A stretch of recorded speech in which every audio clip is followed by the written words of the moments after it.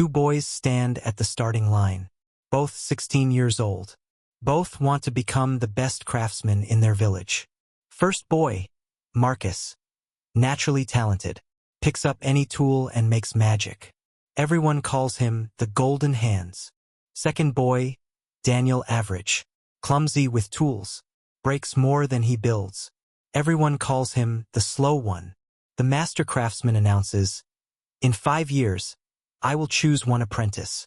The one who builds the finest chair wins everything: my workshop, my reputation, my legacy." Marcus smiles. This is easy. He's already better than Daniel. Daniel looks at his scarred hands. He knows he's behind, but he makes a decision that changes everything. This isn't a story about talent. It's about what happens when discipline meets dedication. Marcus starts strong.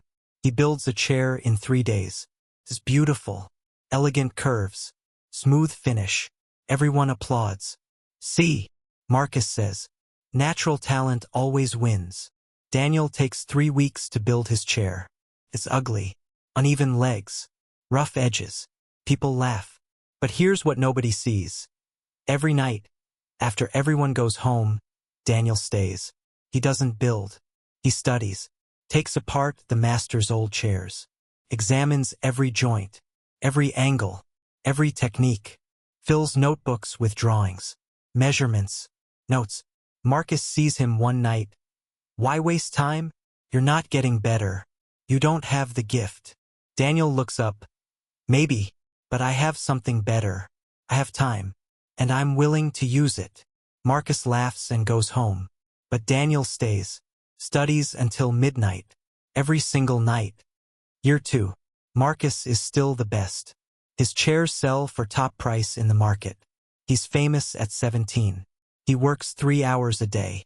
Natural talent makes it easy. Spends the rest of his time at the tavern, celebrating with friends. Daniel? Still clumsy, still slow. His chairs still look amateur. But now he does something different. He adds discipline. Every morning, 5 a.m., before sunrise, he practices one joint, just one, over and over.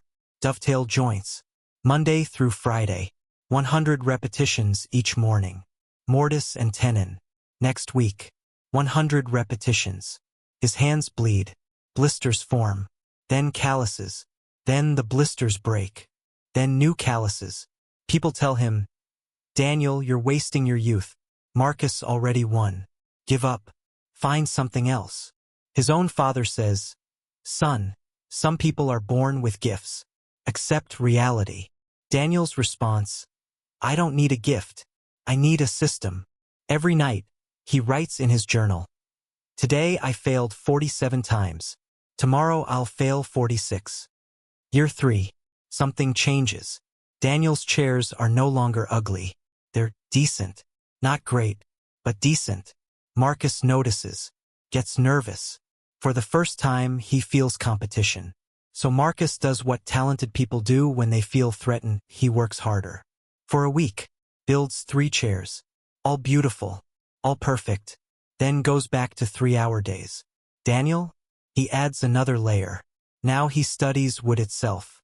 Not just techniques. The material. Learns which trees make the strongest joints, which grain patterns prevent cracking, how humidity affects the wood. He visits the forest, talks to the lumberjacks, studies trees for hours. People think he's crazy. Daniel's lost his mind. He's talking to trees now. But Daniel is building something they can't see: mastery of the fundamentals. One day, the master craftsman visits Daniel's workshop. Finds him practicing the same joint he practiced 6 months ago. "Master, Daniel, you already know this joint.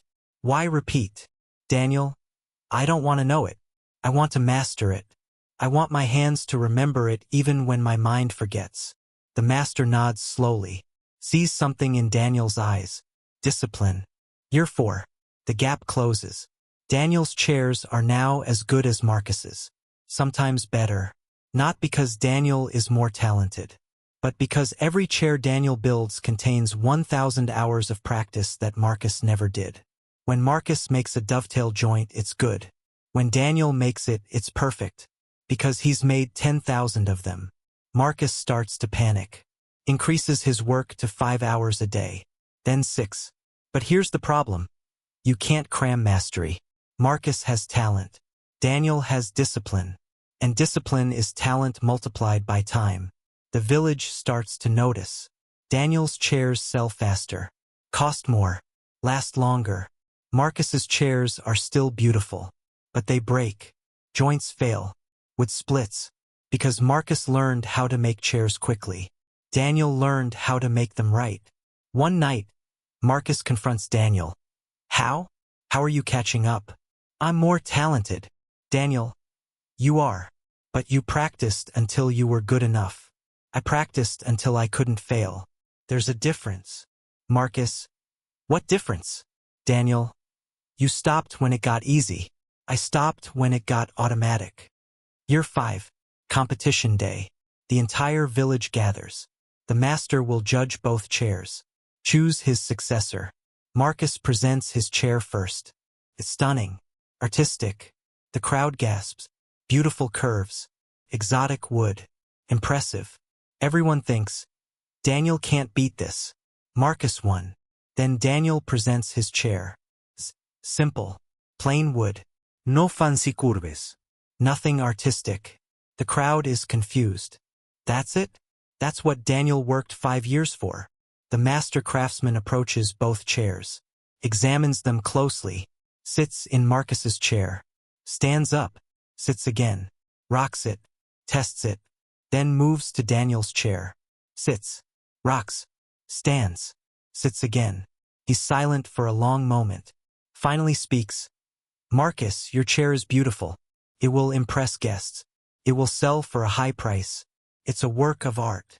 Marcus smiles. Victory. Master continues. But in 5 years it will break. The joints will fail. The wood will split. Because it's made for appearance, not endurance. He turns to Daniel's chair. Daniel, your chair is plain. Simple. But I can pass this to my grandchildren. And they can pass it to theirs. Because every joint is perfect. Every piece of wood is chosen correctly. This chair will outlast me. Silence. Master announces. The workshop goes to Daniel. Marcus had talent. Daniel had discipline. Marcus worked until it looked good. Daniel worked until it was unbreakable. Marcus practiced when he felt like it. Daniel practiced especially when he didn't. After the ceremony, Marcus asks Daniel, "What's your secret? Some special technique?" Daniel shakes his head. "No secret, just a system. Wake up at 5 a.m. Practice the fundamentals. Study the craft. Repeat daily. For 5 years. No shortcuts. No excuses." Marcus. That's it? That's boring. Daniel. Yes, discipline is boring. That's why most people quit. They want excitement, magic tricks, hacks. But mastery isn't exciting. It's repetitive. It's mundane. It's showing up every single day when nobody's watching. The master craftsman adds, talent is a gift. Discipline is a choice. Gifts fade. Choices compound. Right now, someone more talented than you is getting started. They have natural gifts you don't have. But here's what they don't have, your discipline. Your willingness to fail 1,000 times. Your commitment to show up at 5 a.m. when nobody's watching. Talent gets you started. Discipline gets you finished. Marcus was talented at 16. Daniel was disciplined at 16. At 21, talent didn't matter anymore. So stop comparing your beginning to someone else's middle. Stop waiting to feel motivated.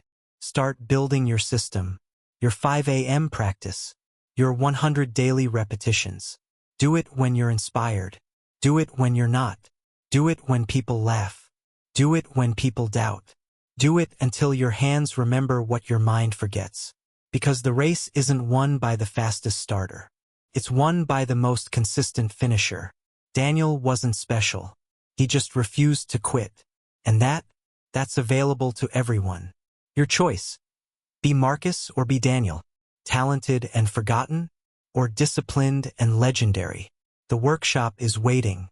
The question is, will you earn it? If the story inspired you, hit subscribe. 90% won't. Be the 10%.